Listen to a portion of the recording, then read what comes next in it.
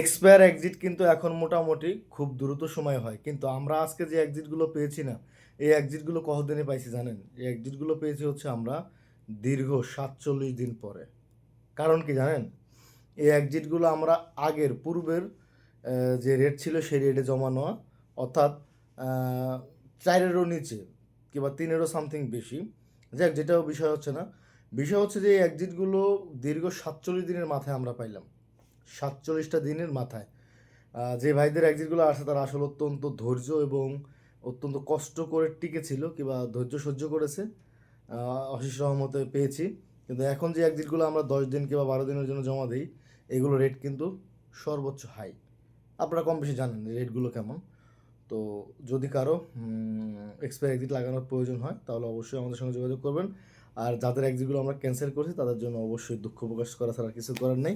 আপনারা 2-3 দিন অপেক্ষা করলে এক্সিটগুলো পেয়ে